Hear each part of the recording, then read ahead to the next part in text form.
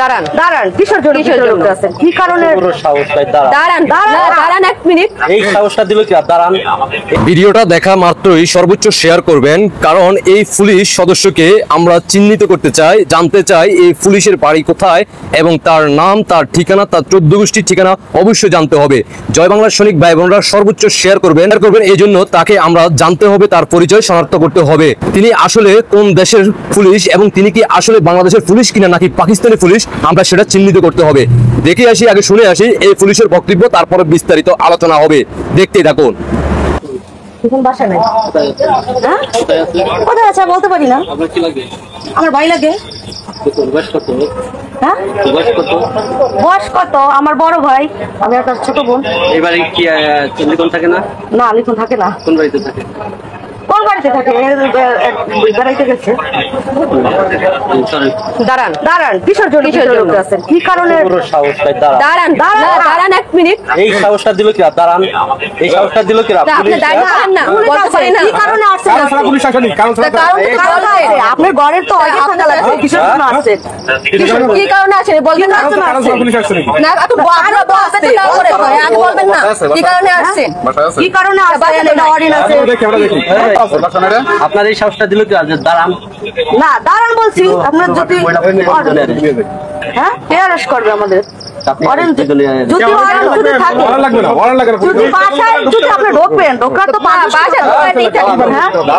এত বড় সাহসটা দিল কি?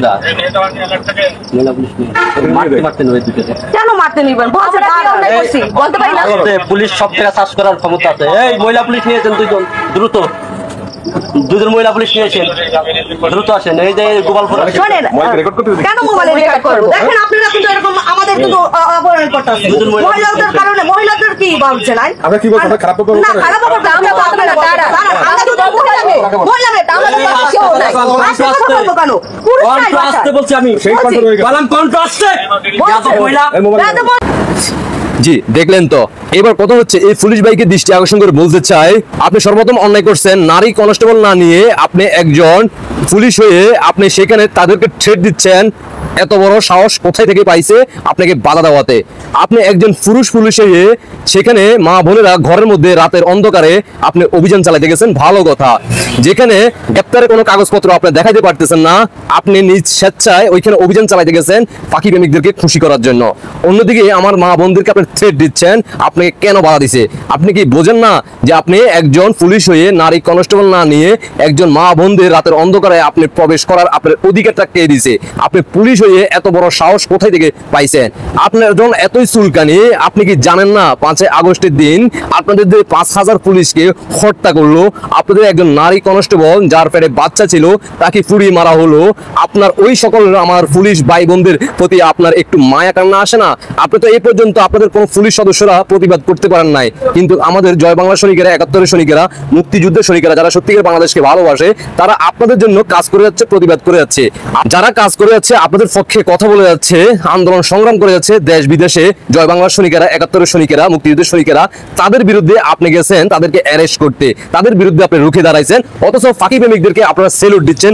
যে ফাঁকি প্রেমিকেরা আপনাদেরকে থানার ভিতরে জীবন্ত মানুষ আপনাদেরকে পুড়িয়ে ফেলা হয়েছে, তাদের বিরুদ্ধে আপনারা কথা বলতেছেন না, তাদেরকে সেলুট দিচ্ছেন। আপনাকে দৃষ্টি আকর্ষণ করে বলতে চাই, ফাঁকি প্রেমিক পুলিশ ভাইয়া, তবে আপনি পুলিশের চাকরি পাইছেন সেটাও আমরা তদন্ত করতে চাই, জানতে চাই। জয় বাংলার সৈনিক ভাই বোনদের দৃষ্টি আকর্ষণ করবো, এই ফাঁকি প্রেমিক পুলিশকে অবশ্যই চিহ্নিত করতে হবে, তার ডিটেলস জানতে হবে, তিনি আসলে কার বংশের এবং কোথায় থেকে তিনি আসছেন, এবং তিনি কি বাংলাদেশের পুলিশ নাকি ফাঁকি প্রেমিক পুলিশ, এটা আমাদেরকে জানতে হবে। সময় আসলে ফাঁকি প্রেমিক পুলিশ আপনার দৃষ্টি আকর্ষণ করে বলতে চাই, শুধুমাত্র বাংলাদেশ নয়, আপনার 14 গোষ্ঠীকে পাকিস্তানে পাঠিয়ে দেওয়া হবে। শুধুমাত্র সময়ের অপেক্ষা থাকুন। বিদায়ের ঘন্টা বেজে গেছে ইউনুসের, এবার খেলা হবে সামনে যে কোনো মুহূর্তে। আশা করি বুঝতে পারছেন। দেশবাসীকে দেখার সুযোগ করে দিবেন। আপনাদের ব্যক্তিগত মতামত অবশ্যই কমেন্টে জানিয়ে যাবেন। আল্লাহ হাফেজ।